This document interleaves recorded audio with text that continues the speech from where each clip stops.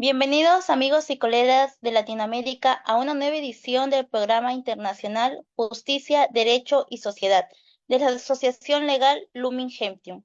Quien les saluda es la abogada Sanexda Morales Arizmendis desde Perú, y el día de hoy estaremos con nuestro invitado especial desde la hermana República del Ecuador, el doctor honoris causa Fernando Villasis García, quien nos acompañará para conversar un poco sobre el tema derechos fundamentales.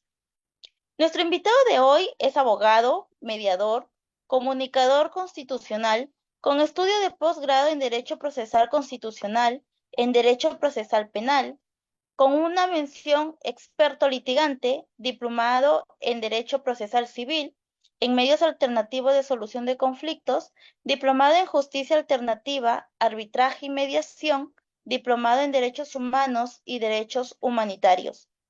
Además de representante de la organización social Confraternidad de Defensores de Derechos Humanos y también director del canal CTV en español. Doctor Fernando Villasis, tenga usted la más cordial bienvenida. Gracias a toda la comunidad de juristas de toda América Latina. Gracias por la cordial invitación. También al señor director Gerardo Ruiz y a usted como conductora de lo que es el programa internacional Justicia, Derecho y Sociedad. Doctora Sagnexa Morales, para mí es un gran honor. Gracias por la cordial invitación. Y también a la barra internacional de juristas y de peritos de México y a la delegación de Perú. Muchísimas gracias. Gracias, doctor. Para nosotros también es un honor contar con su presencia. Antes de continuar, vamos a hacer mención a nuestros amigos colaboradores y organizadores que auspician nuestro programa. En primer lugar, a la Defensoría Nacional Anticorrupción, liderada por el doctor Eduardo Herrera. Asimismo, a la Abogacía Litigante Unida desde la provincia de Córdoba, en Argentina, y también al Ilustre Colegio de Abogados de Sullana en la región Piura, Perú, a la Barra Latinoamericana de Juristas y Peritos, Asociación Civil en México, a la Academia Jurídica de Baja California, Fraternidad y Solidaridad de México, a la Orden de la Abogacía Colombiana, liderada por el doctor Gerardo Duque, al Estudio Jurídico Justitia en Medellín, Colombia, y finalmente a nuestros amigos de International Legal Bar en Reino Unido. Muy bien, entonces, sin más preámbulo, vamos a dar inicio a nuestro programa. Doctor Fernando, ¿nos puede decir usted por qué la importancia de conocer y ejercer nuestros derechos fundamentales? Claro que sí, doctora Sagnesa Morales. Bueno, con mucho cariño, ¿no? A toda la comunidad de juristas, bueno, a los letrados, a los científicos de derecho, bueno, muchos de todos vosotros saben bien, ¿no? Los derechos fundamentales, lo que es el concepto, lo que es en la parte doctrinal, en la parte jurisprudencial, lo conocen. Pero más que nada es para incentivar a todos los conciudadanos de toda América Latina, de todos nuestros pueblos, los derechos fundamentales. Mucho se ha hablado bastante de los derechos humanos, ¿no? Vamos a ir en partes, ¿no? Los derechos humanos. Después de la Segunda Guerra Mundial, eh, viene lo que es la Declaración Universal de los Derechos Humanos, ¿no? Todas las Naciones Unidas se proclama a través, ¿no? de una Asamblea Nacional, y gracias a ello, crímenes de lesa humanidad son son prácticamente frenados, ¿no? Por todos estos tiranos que han habido en la historia, por todos estos dictadores en la historia. Vemos ustedes, bueno, que hubo lo que es una Segunda Guerra Mundial con Adolfo Hitler, hubieron muchos prácticamente muertos, niños huérfanos en el mundo, ¿no? Por estas guerras, porque vemos, bueno, que siempre cuando hay guerras, hay desgracia, hay hambruna en el mundo, hay hambruna. Entonces, ahí vamos en ello, ¿no? De ahí nacen en los años posteriores los derechos fundamentales a través de lo que es nuestras cartas magnas en el mundo entero, ¿no? Gracias a ello, esos derechos humanos no quedan en una simple carta declarativa. Eso hay que manifestarle y dejar en claro a todos los conciudadanos, porque todos nosotros como juristas y académicos lo sabemos, ¿no? bien claramente lo que es el concepto de los derechos fundamentales. E inclusive hay una obra maestra de un gran maestro italiano, Luigi Ferrajoli, Los Fundamentos de los Derechos Fundamentales, una obra magnífica de la editorial Trota, ¿no? Que es una editorial italiana. Habla justamente en lo que es filosofía de los derechos fundamentales. Gracias a ello, en nuestras constituciones, no solamente en América Latina, sino en los países, están los derechos humanos en ese derecho positivo, que se transforma, ¿no? En su esencia, los derechos fundamentales, lo que es el derecho a la vida, lo que es el derecho a la salud, derecho a la vivienda, derecho a la libertad. Así es.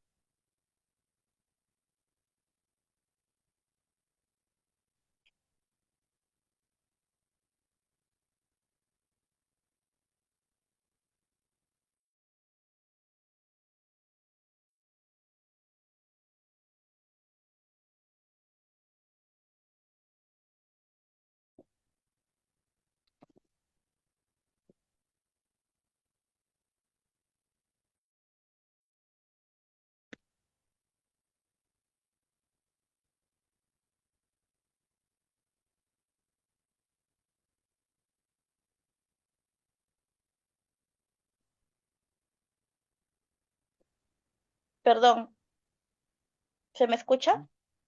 Sí, ¿Sí? sí, doctora. Bueno, sí, ahí recién, por motivo de esto del Internet, La bueno, virtualidad. la virtualidad, Sí. bueno, sí, recién. Bien, le decía que usted había comenzado con algo muy importante, el tema de los derechos fundamentales, y era justamente la vulneración de estos derechos en el transcurso del tiempo. Si hablamos de la historia, por ejemplo, en nuestra República de Perú, hemos tenido alguna o mucha vulneración de estos derechos fundamentales en la época de los finales de la década de los 80 y a inicio de los 90 con el tema del terrorismo. Entonces, muchos delitos o este delito del terrorismo justamente viene a causarnos daño, por así decirlo, a los derechos fundamentales por esta no tipificación que en esa época había del terrorismo. Y justo a partir de ahí, como se tipificó en nuestro Código Penal como delito, y pues de cierta forma protegimos o de cierta forma dejamos de lado violentar tanto el derecho fundamental como a la vida, como a la libertad de expresión y otros tantos derechos, ¿no? Entonces le comento esto porque, así como en Perú, imagino que también algunos otros países, también en Ecuador ha sucedido, y no estamos ajenos a ello, creo, a pesar de que la historia nos demuestra que esto viene desde muchos años atrás, que en la actualidad también, creo que en la República de Ecuador, si no me equivoco, a inicio de este año o fines del 2023, un canal de televisión fue tomado por supuestos terroristas, ¿no? Y causó pánico. Entonces, ¿cómo en todo caso protegemos los derechos fundamentales eh, aun cuando ya se encuentran tipificados ciertos delitos que justamente deberían frenar estas acciones, pero sin embargo se siguen ejerciendo, ¿no? ¿Cómo podemos actuar ante este tipo de situaciones? Sí, doctora. Bueno, ustedes, bueno, como juristas, ¿no? Y como científicos de derecho, hay juristas especialistas en lo que es política criminal, hablando siempre de esta materia, de lo que es la política criminal. Siempre tiene una acción y el porqué, ¿no? De todo lo que pasa en nuestras sociedades. Muchos jóvenes, por motivos de necesidad, ¿no? Por motivos, bueno, de lo que es pobreza que pasa en nuestros pueblos en América Latina, son fácilmente manipulados por bandas, ¿no? Por grupos, ¿no? De GDO, ¿no? De delincuencia organizada, ¿no? Que justamente que ellos los reclutan a estos jóvenes, jovencitos, de la edad de 12 años, 13 años, ¿no? Y no nos olvidemos nosotros, ustedes, bueno, como académicos, en lo que son las producciones, hemos visto que en los años 90 para acá las producciones de televisión, ahora se dan las famosas telenovelas de de los narcos, ¿no? De estos grandes carteles de la mafia, de la droga. Entonces, vemos, bueno, a jovencitos, le digo eso el por qué, ¿no? Yo, bueno, como director de mi canal, ¿no? Que es la Compartida TV en español, he hecho entrevistas en forma altruista también a niños, jovencitos. En algunos sitios ustedes los pueden investigar, le hago esa cordial invitación, y hay jovencitos que hay ciertas partes, ¿no? Donde yo he ido a sectores populares que ni siquiera hay una escuela, ni siquiera hay un centro de salud. Entonces, señores juristas y académicos, entonces, hablando de política criminal, hablando de lo que es de lo que es sociología criminal, ¿ustedes creen, bueno, que estos jovencitos no van a ser fácilmente manipulados por crímenes, por grupos de delincuencia organizada, donde estos aquí, cuando se acercan a estos jóvenes, lastimosamente, pues le prometen el oro, prácticamente como que van a ser padrinos y lo van a sacar de la pobreza? Aparte de ello, que estos jóvenes de nuestras sociedades, ¿no? Debes de ir a la escuela, y eso ya es parte de los gobiernos nacional, no solamente aquí en el Ecuador, sino de toda América Latina. Gobiernos que están en su obligación, están en su derecho de proteger los derechos fundamentales de nuestra sociedad, de nuestros jóvenes. Esa ya es la obligación y la responsabilidad, porque nosotros como votantes, que es el poder ciudadano, que ponemos a los presidentes de la República, del Ecuador, ponemos al presidente de la República de Perú, de Colombia, de otros países, de México, pues entonces ahí va. Esta entrevista es con mucho cariño para toda esa comunidad de juristas y científicos, pero también es a todos los ciudadanos eh, de nuestros pueblos.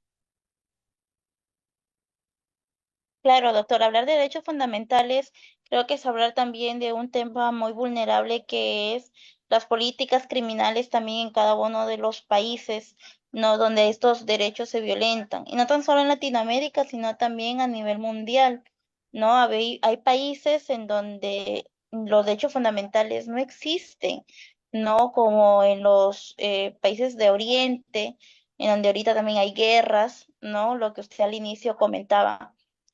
Bien, doctor, pero un poco si hablamos de derechos fundamentales, también hablamos de la evolución de ellos, ¿no? Tenemos entendido que no siempre han sido los mismos derechos fundamentales que ahora conocemos los que han existido. ¿Nos podría usted hablar un poco de la evolución de los derechos fundamentales, desde más o menos desde cuándo aparecen hasta la actualidad, cómo ha venido evolucionando toda esta gama de derechos? Claro que sí, doctora. Justamente ha habido los derechos fundamentales, bueno, que eran los derechos humanos, ¿no? Los derechos de primera generación, segunda generación, a través de la historia, ¿no? A través de la historia, en la Revolución Francesa, ahí nacen los derechos humanos, derechos fundamentales de la primera generación, ¿no? Los derechos civiles y políticos. Después de ello, con el transcurso del tiempo, espacio y tiempo, según la historia de los derechos humanos, ahí nacen los derechos económicos y culturales a través de la historia, ¿no? Entonces, ese es el protagonismo, ¿no? De los derechos humanos a través de la importancia de nuestra historia. Entonces, tiene un valor eh, invaluable, porque es una ciencia. Los derechos humanos es una ciencia. Cuando se habla de los derechos humanos, de los derechos fundamentales, eso hay que explicarlo siempre en nuestra sociedad. Y nosotros como abogados, ¿no? Y como juristas que contratan nuestros servicios también a nuestros clientes, hay que explicarlo. Porque siempre, inclusive en las entrevistas, en los canales de televisión, siempre cuando se hablan de los derechos humanos, se hablan de los derechos fundamentales, es es para defender a los delincuentes. Si ustedes, bueno, pueden observar, hacer un análisis, siempre cuando se escuchan en las noticias, no, los derechos humanos defienden a los delincuentes. O sea, cuando un juez suelta a lo que es un delincuente, a lo que, bueno, era un privado de libertad, ya está libre, dice, no, por culpa de los derechos humanos, el señor está en libertad. O sea, siempre le echan la culpa a los derechos humanos. Entonces, ahí va, ¿no? Ese llamado, en este caso, y también nuestra responsabilidad como juristas, ¿no? Y hago lo que es una voz de protesta social. ¿Por qué? Porque los derechos humanos no es para ello. Los derechos humanos es una ciencia. La historia de los derechos humanos tiene un protagonismo y gracias a ello es que ya se ha parado los crímenes de lesa humanidad. Les pongo un ejemplo, el protagonismo en nuestro tiempo, lo que ha pasado en las elecciones presidenciales, ¿no? De la hermana República de Venezuela, del señor presidente, bueno, el dictador, bueno, ya es un vox populi, toda la comunidad internacional lo sabe, lo que está pasando con los hermanos venezolanos, están en todos los países migrando, violaciones a los derechos humanos, violaciones a los derechos fundamentales de ellos. ¿Y cometido por quién? Por el gobierno del señor Nicolás Maduro, cometiendo ese delito de violación a los derechos fundamentales de todos los ciudadanos, de padres de familia, de mujeres embarazadas, señoras venezolanas, que están trabajando en las calles acá en Ecuador con niños en las calles pidiendo limosnas. ¿Cómo es posible? Pues gracias a quién? A un gobierno dictatorial como lo que es el del señor presidente Nicolás Maduro. Pero claro está que gracias a los derechos fundamentales, gracias a los derechos humanos, pues el señor también lo piensa muchas veces, ¿no? Trata de maquillar lo que está pasando en Venezuela. Ahí va el protagonismo y la importancia de los derechos fundamentales. Gracias a esa importancia de los derechos humanos es que muchos tiranos actuales o dictadores actuales lo piensan 2, 3 y 10 veces. Así es. Claro, y es ahí también donde creo que viene justamente en el momento indicado mencionar que los derechos fundamentales, a pesar de como su propio nombre lo dice, son fundamentales, son principales, son de inherentes a la persona, por así decirlo, no son absolutos, sino que también tienen límites, ¿no? Porque si hablamos del caso de Venezuela, por ejemplo, que usted lo acaba de mencionar, uno de los derechos fundamentales es la libertad de pronto del gobierno que está al tanto, pero su límite es justamente no violentar el derecho fundamental de los otros, que serían sus propios pueblos que él lo eligió, los ciudadanos, ¿no? Entonces, ¿cómo saber o cómo poder identificar los límites de estos derechos fundamentales, doctor? Bueno, doctora, ahí va la importancia de las autoridades de control de la comunidad internacional, ¿no? También como es la Organización de Estados Americanos, la OEA, ¿no? Lo que está pasando con el pueblo venezolano. O sea, ellos son también los llamados a, a controlar lo que está pasando. O sea, si bien es cierto, hay límites de una u otra forma, pero están llamados también las autoridades, los que está pasando en nuestro pueblo. ¿Por qué razón? Porque tampoco no va los pueblos, porque puede ver lo que es también lo que es una guerra civil, ¿no? Con lo que es las fuerzas armadas, la fuerza pública venezolana. O sea, tiene obviamente un límite. O sea, cuando se habla de los derechos humanos, el pueblo venezolano tiene esa voz de protesta social, se puede denunciar, pero también hay un límite, porque estamos hablando de todo el poderío del gobierno. Estamos hablando que un gobierno del señor presidente Nicolás Maduro tiene todo el poder y tiene todos los controles. Cuando ahí va, eso es muy peligroso. Cuando un gobierno, y no hablo solamente del gobierno venezolano, sino todos los gobiernos. En el Ecuador, cuando yo he hecho estas entrevistas y estos reportajes, yo me refiero a todos los gobiernos, inclusive al ecuatoriano. Cuando un gobierno tiene todos los poderes del Estado, la Asamblea Nacional, ¿no? La función legislativa, la función judicial, la función ejecutiva, tiene todos los poderes del Estado. Hay un peligro, ¿no? Hay un peligro ahí que se irrespete la democracia de nuestros pueblos y se pueda limitar los derechos fundamentales.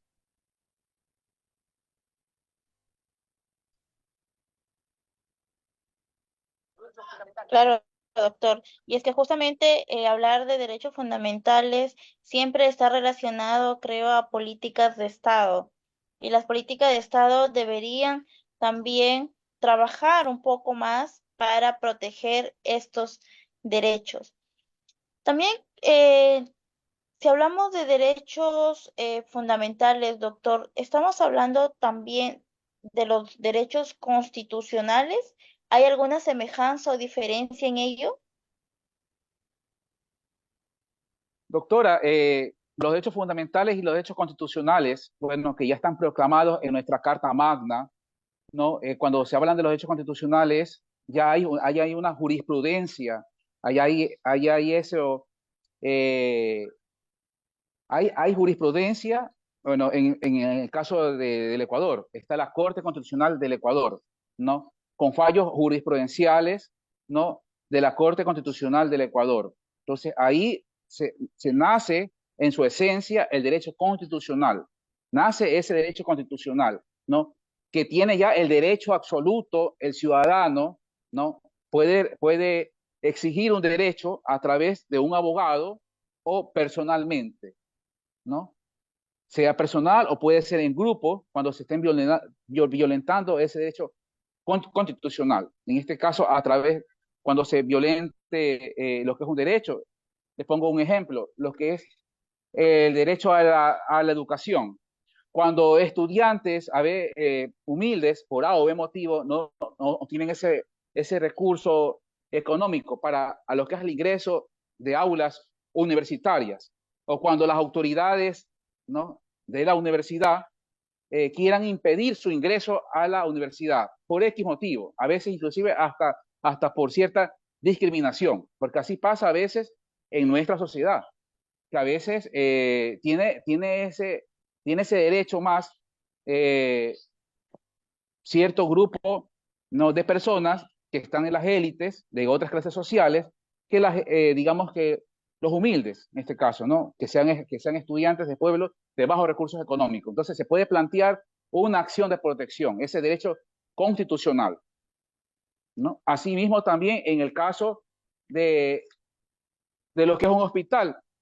Les pongo un ejemplo, lo que pasó en lo que es la pandemia, en lo que es lastimosamente que muchas personas fallecieron, el COVID-19, que ese tema hay que hablarlo en lo que es una próxima entrevista. Muchos hospitales, eh, había gente ya muerta, prácticamente ya lastimosamente ya que se estaba ya muriendo, ¿no? Es una pena en la pandemia, y había clínicas particulares que prohibían el ingreso a las personas porque decían, no, nosotros somos propiedad privada, somos hospitales y ustedes no pueden pasar, porque ustedes no son afiliados al seguro social. Entonces, ahí se violentaron los derechos fundamentales, los derechos humanos, los derechos constitucionales, que habían pacientes, bueno, entonces le vamos a dar para que estén ustedes aquí en nuestros hospitales 3 días, 5 días, pero oh sorpresa, quieran lo que es una tremenda cuenta, pues, de 5.000, $10.000 en una clínica particular. Entonces ahí se puede plantear lo que es una acción de protección. Así es.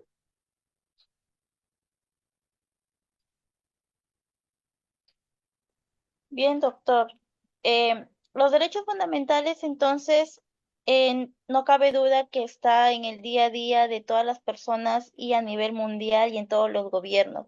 Sin embargo, creo que hay que hacer un trabajo en conjunto y justo usted hablaba de todos los juristas para poder justamente trabajar y perfeccionar todo este tema de los derechos fundamentales. Si hablamos de casuística, doctor, ya hemos estado hablando un poco de la década de los 90, ¿no? Con el tema del terrorismo, pero también, y hace poco en el estado del Ecuador, ¿no? De la República de Ecuador, con la toma esta violenta de un canal de televisión. También hemos tocado el tema de Venezuela, pero también hay algunos otros derechos fundamentales que a veces están como que escondidos o silenciados, ¿no? Y muchos de ellos también es, por ejemplo, en la carrera médica, esta vulneración a veces, las negligencias médicas, porque va relacionado justamente con el tema del derecho fundamental a la vida. Entonces, hay muchas negligencias a veces en el tema de médico que lleva a una paciente a veces al punto de la muerte, si no es en el peor de los casos también cuadraplégicos o cualquier otra consecuencia. En este caso, doctor, y relacionado a los derechos fundamentales, ¿usted tendría alguna propuesta de cómo manejar este tema de las negligencias médicas, por ejemplo, en su país o a nivel de Latinoamérica, para la no vulneración de derechos fundamentales como es la vida? Claro que sí. Cuando los profesionales de la salud hacen ese juramento socrático, ¿no? De, en este caso, defender la vida, salvar lo que es una vida, ¿no? Porque eso es lo que hace un estudiante de medicina que sueña ser un médico, lo que es un profesional de la salud. Es como nosotros, cuando somos estudiantes de derecho, ¿no? Tanto bueno que se ha leído una obra de lo que es el profesor Miguel Carbonell de la UNAM de México, ¿no? Cartas de un estudiante de derecho, pues uno sueña con ser abogado. Entonces, también tenemos de una u otra forma una negligencia también los abogados, porque también tenemos también esa obligación en esa defensa, ¿no?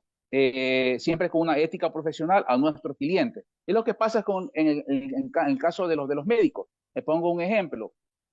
Actualmente están muchos los casos de las cirugías plásticas, de esto las cirugías plásticas, hay ese marketing, ¿no? Bueno, que hacen una cirugía plástica en 2 horas, en máximo 1 hora. Entonces, y muchos, bueno, cuando hemos estudiado algo de lo que es medicina legal, hemos estudiado algo y hemos tenido casos de esto, ¿no? O otros colegas, sabemos bueno, pues que no se puede hacer una cirugía plástica en media hora, 20 minutos. Entonces, ahí hay una cierta negligencia médica por parte de los profesionales de la salud, que ellos, bueno, pues por ganar rating, ganar fama, marketing o más clientes, ¿no? Hacen estas cirugías y lastimosamente pues cometen, inclusive hay casos de pacientes que ya han fallecido por lo que es una negligencia médica por los médicos. Entonces sí pienso yo que en este caso la Asamblea Nacional del Ecuador haya lo que es una ley que sea más severa a los que son los profesionales de la salud, ¿no? Cuando haya, claro está, estos casos de negligencia médica porque tiene esa obligación. No nos obliguemos, que están llamados ellos, ¿no? Todos los profesionales, los médicos, los abogados, ¿no? En defender a nuestros clientes y salvar lo que es una vida de un paciente. No por la parte económica, sino por amor, ¿no? Bueno, ¿por qué? Porque queremos y amamos nuestra profesión. Claro, doctor, es que en realidad a veces son temas tan delicados, el tema de derecho fundamental y mucho más en el tema de negligencias médicas, porque justamente hay un tema de violación, como yo le decía, no vulneración de derecho fundamental como es el derecho a la vida. Pero ya que estamos hablando de derechos fundamentales, doctor, hemos estado hablando mucho de ellos. Pero ¿nos podría usted dar algunos ejemplos? Porque algunos de nuestros oyentes son abogados, otros son estudiantes, y queremos también llegar a todos, como para poder poner en contexto también que cuando estamos hablando de derechos fundamentales, ¿de qué derechos estamos hablando? ¿Cuáles son esos derechos fundamentales? Claro que sí. Bueno, cuando se hablan los derechos fundamentales, ¿no? Porque es amplio, ¿no? Estamos hablando lo que es el derecho a la protección a la salud, estamos hablando lo que es el derecho al trabajo. Cuando se hablan de los derechos fundamentales, se habla lo que es el derecho al trabajo. Y esto, bueno, lo manifiesto es bueno porque hay muchos juristas, muchos colegas que son laboralistas. Entonces, claro, manejan mucho esta área, ¿no? De lo que es la defensa de los trabajadores versus lo que es la defensa de los empleadores. Pero también están los derechos fundamentales, en lo que es el derecho fundamental al trabajo de un trabajador. Cuando lo que es el empresario, ¿no? Destituye a su trabajador. Ejemplo, lo que pasó en la pandemia, muchos padres de familia, eh, por lo que es excusa o ese pretexto de las empresas, que algunas dijeron que habían quebrado en crisis por la pandemia mundial, habían despedido a algunos, bueno, a ciertos trabajadores y se quedaron sin empleo. Pero atrás de esos trabajadores hay un padre de familia que tiene hijos, tiene esposa. Entonces, y la parte económica para ellos, simplemente con decir, ¿no? Los empleadores, en lo que es en la pandemia, en lo que es la pandemia mundial, no, aquí estamos en crisis. Lo que pasó en los casos de los hoteles acá en Ecuador. Muchos hoteles cerraron y bueno, así que, ¿qué pasó? Le dijeron chao a los trabajadores. Pero, ¿y ahora qué? Pues los trabajadores son padres de familia, atrás de ellos hay familias, ¿no? Que ellos tienen que alimentar. Entonces, ahí va la parte de ese derecho fundamental, el derecho al trabajo, ¿no? Ellos tienen ese derecho de recurrir a un jurista, a un abogado, ya que les envío un fuerte abrazo a todos los juristas de toda América Latina, pues ahí están ellos a aplicar, ¿no? Todo el conocimiento de los derechos fundamentales. Y ya sabemos que hay mucha doctrina, hay jurisprudencia, entonces cuando vengan casos, por más bueno que un empresario y pongan estas excusas, pues aquí están los derechos fundamentales, derecho al trabajo.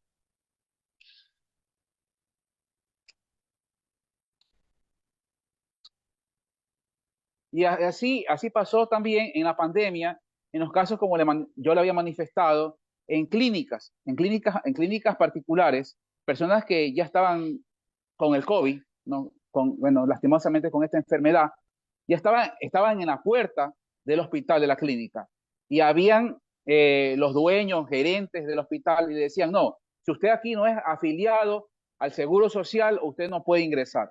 ¿Qué pasó? A las horas pacientes murieron. Pues ahí se puede aplicar, ¿no? O los familiares pueden recurrir a nuestros servicios como juristas, en este caso que nos ven los juristas de todas partes, en México, en Perú, en Ecuador, en todas partes de América Latina, pues pueden contratar sus servicios profesionales, los familiares de las personas fallecidas, lo que pasó en los hospitales. ¿Cómo es posible, ¿no? Que los médicos hacen un juramento socrático de defender la vida y porque los señores no tenían en el momento la parte económica, lo dejaron morir? Pues ahí están los derechos fundamentales, el derecho a la protección de la salud.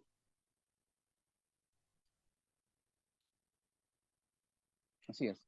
Bien, doctor.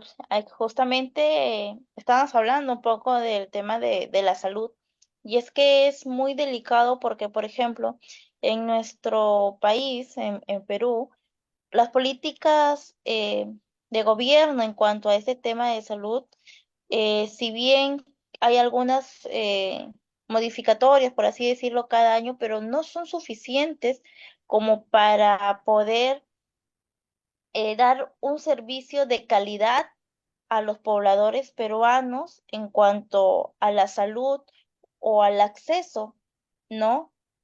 En clínicas, hospitales públicos, para poder tener una adecuada cuidado del mismo, ¿no? Así también ha habido también vulneraciones en cuanto al derecho fundamental del trabajo, usted ya lo decía en época de pandemia, pero no tan solo eso, sino también post pandemia, las consecuencias. Muchas de las empresas quebraron, muchas de las empresas, algunas con alguna ayuda del Estado también.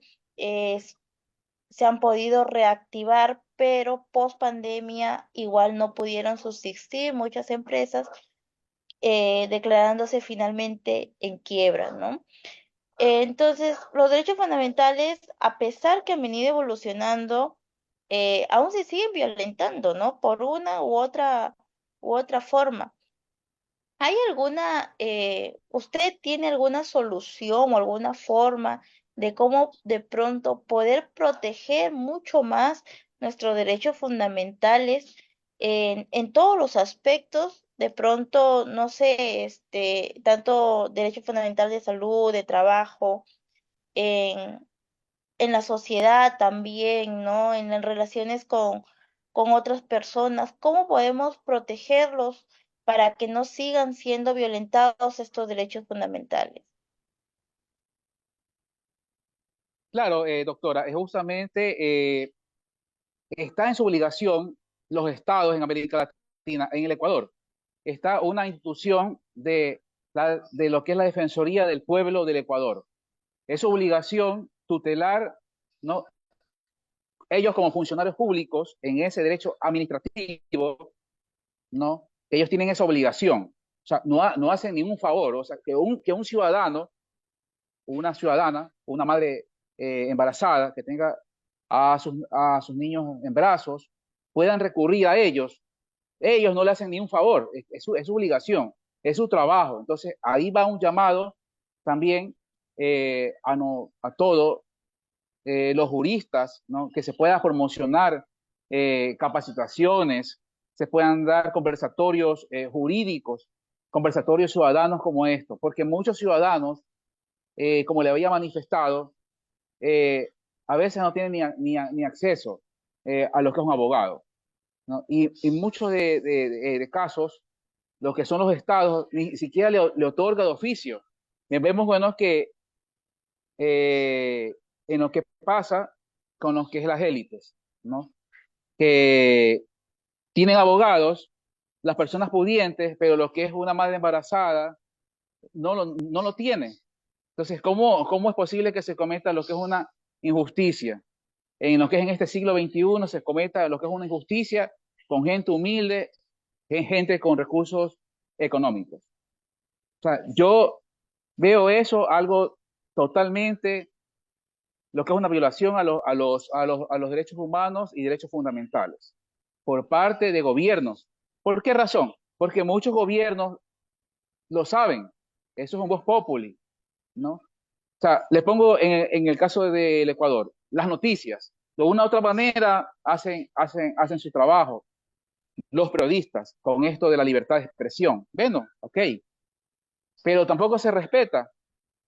Vemos, bueno, que privados de libertad, que son jefes de bandas, que han encontrado grandes toneladas de droga, con millones de dólares en grandes mansiones, que hacen fiestas, salen a las 24 horas en libertad. Pero en cambio, si está por A o B motivo, comete una infracción penal, ¿no? Claro, tampoco yo lo justifico, lo que es una madre de familia, hay casos, ¿no? Que se meten a lo que son los comisariatos y a veces de repente se cogen lo que es estas leches para lo que es dar de lactar a lo que es al bebé. Le hacen un juicio y tienen que poner abogados, le ponen poco de trabas, lo que es un proceso, y el fiscal y el juez le ponen trabas. Y créanme que esta madre de familia estará a veces privada de libertad un mes, 2 meses. Pero en cambio, las grandes élites, los señoríos que tienen sus grandes amistades e influencia política, a las 24 horas están en libertad. Entonces, pues ahí está la Defensoría del Pueblo, porque también hay otros funcionarios, hay otras instituciones del Estado, yo le manifiesto, están en su obligación, no hacen ni un favor a los ciudadanos. Está lo que es la Defensoría Pública. El defensor público es un funcionario, es un abogado que el Estado les paga, pues si es que no tiene un abogado particular que los defienda, pues pueden acudir a ellos. Ahí están también para que los pueda defender y es la obligación de un defensor público que el Estado les paga y también lo que es la Defensoría del Pueblo del Ecuador, que también son funcionarios y están por velar los derechos fundamentales de las personas. Así es. Interesante, doctor. Y justamente ya que usted ha mencionado el tema de nuevamente del gobierno, del Estado, es necesario indicar que nos encontramos en estados constitucionales de derecho, ¿no? Por lo menos, no sé si en la práctica también, porque a veces ocurre cada situación, pero creo que también la República de Ecuador, como la de Perú, son gobiernos que se basan en la Constitución o en una garantía, por lo menos constitucional, de los derechos. Entonces, teniendo en cuenta ello, ¿usted considera que la frase en cuanto a los derechos fundamentales se ejercen libremente es la adecuada o es que estos derechos debemos exigirlos para que se puedan ser otorgados? ¿Cuál es su opinión? Claro que sí. Bueno, para toda la comunidad de juristas, de científicos, siempre será un cariño, aunque ustedes ya tienen la respuesta, ustedes como expertos en derecho. Claro, siempre hay mucho por hacer, hay mucho por hacer, por investigar los derechos fundamentales, hay mucho por trabajar, pero en la práctica no se respeta. Hay que exigirlos, los derechos fundamentales hay que exigirlos. Como yo le he manifestado, se nace con los derechos humanos a través de la Declaración Universal de los Derechos Humanos en la historia, ¿no? Pues gracias a esa Declaración Universal de los Derechos Humanos, en algo se ha podido hacer, ¿no? Y contrarrestar crímenes de lesa humanidad, en algo. Pero hay mucho por hacer, hay mucho por trabajar y exigir como juristas y expertos en derecho a todos los gobiernos, a todas las instituciones, cuando estén violentando los derechos fundamentales de los ciudadanos y de nosotros también. Claro, doctor. Y justamente cuando usted habla de exigir un poco los derechos fundamentales, que es cierto, porque a pesar de que se encuentran garantizados en varias normas, a veces uno tiene que ir a la justicia para que estos puedan cumplirse o puedan ser protegidos, ¿no? O velar por ellos. Pero también ahora, por ejemplo, en estos últimos años a nivel mundial, se está viendo bastante el, el progreso, la evolución de la tecnología, la inteligencia artificial. ¿Cómo vemos desde la inteligencia artificial o desde el desarrollo de la tecnología el cuidado, la protección de los derechos fundamentales? Bueno, ayuda muchísimo lo que es la tecnología. Pienso yo, bueno, pues que la tecnología, los que estamos ahorita, gracias a la tecnología, estamos haciendo lo que es una entrevista o un conversatorio, lo que en el siglo pasado no se podía, por motivos de tiempo. Yo hubiese viajado a lo que es al Perú o si no acá, ¿no? Entonces, pero gracias también a la tecnología, a la evolución del mundo digital, a la era digital, pues hay muchos avances y hay muchos beneficios, ¿no? Y también derechos a través, ¿no? Podemos intercambiar ideas, conversatorios, eh, hacer un trabajo científico, hacer lo que es un conversatorio con los ciudadanos e incentivar y promocionar los derechos fundamentales, la ciencia del derecho a través del mundo digital.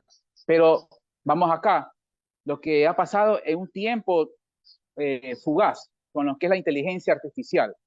La inteligencia artificial, por supuesto, va a ayudar muchísimo, en este caso, a los juristas, ¿no? Por ejemplo, hacer lo que es una demanda, un juicio, contratar lo que es un bufete de abogados, 10 asistentes, imagínense pagar también honorarios y contratar asistentes, pues gracias a esto de la tecnología, pues también algo va a haber una facilidad también, ¿no? Para nosotros como juristas, ¿no? Porque hay demandas, un juicio, pues que te puede demorar mucho tiempo, un año, imagínense con esto va a dar mucha facilidad. Pero con la inteligencia artificial también va a pasar algo también en contra de lo que es la violación a lo que son los datos públicos, ¿no? O también a su vez la inteligencia artificial, lo que es la tecnología, la era, puede también suplantar, ¿no?, lo que es la identidad en este caso. O sea, cómo, digamos, saber, no un futuro muy lejano, de unos años, puede haber lo que nosotros estamos realizando, ¿no? Lo que es un conversatorio, a la final usted no va a saber si yo soy Fernando y yo no voy a saber si usted es la doctora Morales. Entonces, la inteligencia artificial también ha venido actualmente para quedarse. O sea, va a beneficiar muchísimo a los juristas, a los profesionales, ¿no? Por supuesto que sí, pero también hay que pensar un poco más allá. Hay que tener esa visión del futuro, de que la inteligencia artificial puede también provocar mucha confusión, ¿no? Así es. Claro, doctor. Y es que también si hablamos de inteligencia artificial, de los derechos fundamentales y la vulneración que puede haber esto, por ejemplo, también en el aumento de de la criminalidad a nivel mundial. Sabemos que el crimen organizado cada vez está tomando mayor fuerza y justamente con ayudas de tecnología o de la inteligencia artificial se están cometiendo también estos delitos informáticos o algunos otros que también vulnerarían derechos fundamentales, ¿no? Y entonces volvemos un poco a lo que hemos venido hablando sobre las políticas de Estado. Si usted tendría que resumir en una palabra o en un deber, ¿cuál sería ese deber del Estado para poder protegernos en cuanto a la vulneración de los derechos fundamentales por parte del crimen organizado o de la inteligencia artificial, o de cualquier forma en general que pueda violentar los derechos fundamentales? ¿Cuál sería ese deber principal de los gobiernos para poder proteger nuestros derechos fundamentales? Claro que sí. La obligación de los gobiernos de América Latina, eh, a través de los asambleístas, bueno, en algunos países diputados, hacer leyes severas, ¿no? Con lo que es el crimen organizado, con lo que son grupos de delincuentes organizados, lo que pasa en todos nuestros países de América Latina, ¿no? Que se han tomado inclusive con mucho poder, ¿no?, de contratar ingenieros en sistemas, ingenieros en lo que es computación, a hackers, ¿no?, para que puedan suplantar identidades con lo que es la inteligencia artificial. O sea, no tomar a lo que es la ligera los gobiernos, como que no pasa nada, como que solamente es algo, el mundo digital y nada más. No, no, no. Esto de aquí con la inteligencia artificial puede provocar un colapso mundial, un colapso en la economía del mundo. Entonces, a través de leyes severas, ¿no?, de la Asamblea Nacional, poner leyes drásticas, ¿no?, de 15 años. Entonces, estos delincuentes pensarían dos y tres veces, si quieren eh, tomarse lo que es el poder a través de la inteligencia artificial. Claro, y si hablamos de un ejemplo de pronto cercano o más conocido de normas o leyes drásticas, fue el caso del presidente de El Salvador, cuando de pronto puso eh, más rectitud, por así decirlo, con las personas del centro penitenciario que no iban a tener ciertos beneficios en cuanto a su alimentación, en cuanto a algunas comodidades, por así decirlo, dentro del centro penitenciario. Y eso generó en su momento mucha polémica a nivel mundial, ya sean por los derechos fundamentales, los derechos de la dignidad de la persona, ¿no? Derechos de pronto que a veces solamente están limitados eh, in- perdón, los del centro penitenciario están solamente limitados a su derecho de la libertad, ¿no? Pero no su derecho de alimentación, de salud, de la dignidad, de no torturas. Entonces, pero igual con el tiempo, o bueno, ya no, unos 2, si no me equivoco, años han pasado, ha tenido algunos consecuencias favorables para ese pueblo en la reducción de la criminalidad.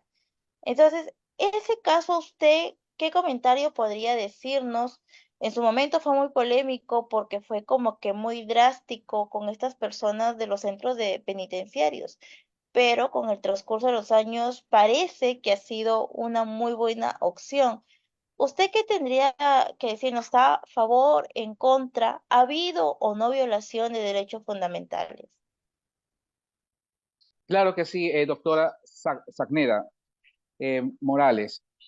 Cuando me han hecho estas entrevistas en casos en particular, cuando se han violentado derechos humanos, en este caso del presidente de El Salvador, Nayib Bukele, ¿no? Cuando hay una respuesta positiva en los gobiernos, pues bueno, estás tú justificando el porqué. Claro, de una u otra manera, pues se violentó en cierto modo ese derecho humano, ¿no? De los privados de libertad. Pero como ha manifestado lo que es el presidente del Salvador, Nayib Bukele, en sus entrevistas, ¿no? A través de la prensa internacional, ¿no? Que que en las cárceles de El Salvador, pues ahí tienen alimentos, ¿no? Pues entonces tienen que ganarse los alimentos. Los presos quieren ellos tener sus alimentos diarios, desayuno, almuerzo, pues tienen que trabajar. Ahí en las cárceles, ahí hay artesanía, hacen lo que es la limpieza. Entonces, de una u otra manera, pues el Estado, en este caso, representado por lo que es el presidente allí Bukele, pues también de una u otra forma pone esa política de Estado. O sea, dando de una u otra forma, ¿no? Que se estén todos los presos privados de libertad con un trabajo, entonces se le da lo que es alimento. Entonces, en ese sentido lo veo muy bien, ¿no? Porque claro, si lo que es un privado de libertad ha cometido lo que es un error en la sociedad, tampoco se puede justificar.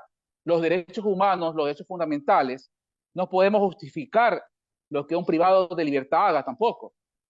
O sea, estamos ahí por defender los derechos fundamentales, los derechos humanos. Claro, nosotros como juristas y como representantes, muchos, bueno, que están viendo esta entrevista, representantes de fundaciones, de asociaciones de derechos humanos, de lo que son asociaciones de abogados.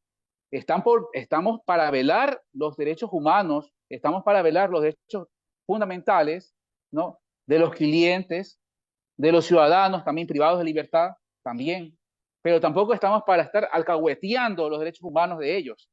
Tampoco estamos para estar alcahueteando, porque si los señores privados de libertad han cometido un error con la sociedad, pues tienen que ser responsables. Entonces pienso que el trabajo del gobierno nacional de El Salvador, del presidente Nayib Bukele, excelente. Excelente trabajo que está realizando en ese país.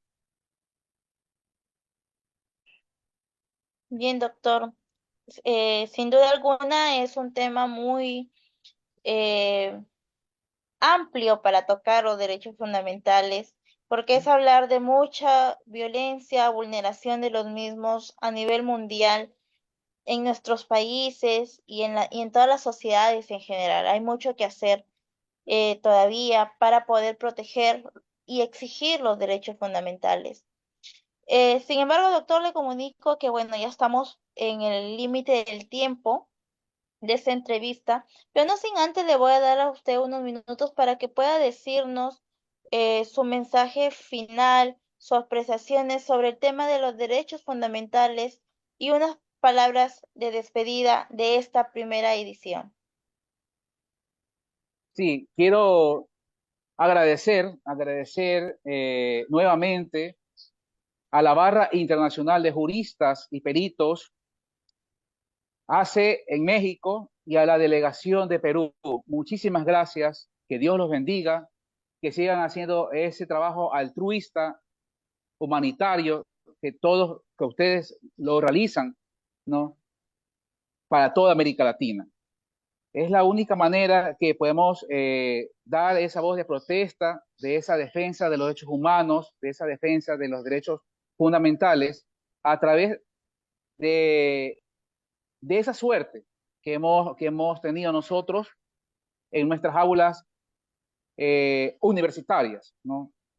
De ser abogados, pero para el pueblo, ¿no? Para que el pueblo pueda conocer algo, ¿no? De derechos humanos, derechos fundamentales. Y agradecer con mucho cariño a toda la comunidad de juristas, a todos los abogados, a las abogadas que también, bueno, siguen este canal. De verdad, muchas gracias de corazón. Bueno, ojalá, bueno, pues que tenga lo que es el privilegio en otra entrevista, siempre estaré ahí. Y bueno, y que nunca se acabe ese sueño, nunca se acabe esa magia de soñar, siempre hay esa esperanza, siempre vendrán días mejores, vienen esa luz de cambio con mucha energía, ¿no? También por los derechos humanos, por los derechos fundamentales y también ese derecho a la vida. Gracias. Gracias a usted, doctor Fernando. Esperamos contar con su presencia para futuras entrevistas y, por qué no, en ponencias, en cualquier otra actividad jurídica que estaremos realizando. Muy bien, amigos de toda la comunidad latinoamericana, hemos concluido con la edición de hoy con la honorable participación del doctor Fernando Villasís desde Ecuador, a quien le agradecemos en nombre de nuestra organización Lumen Gentium y demás colaboradores, esperando poder contar con su presencia en otra oportunidad. No se olviden de acompañarnos en la próxima edición de su programa Justicia, Derecho y Sociedad y seguirnos a través de nuestras redes sociales y en especial en nuestra página de Facebook, por una sociedad más justa y más humana. Hasta la próxima. Dios mediante, un abrazo para todos. Gracias.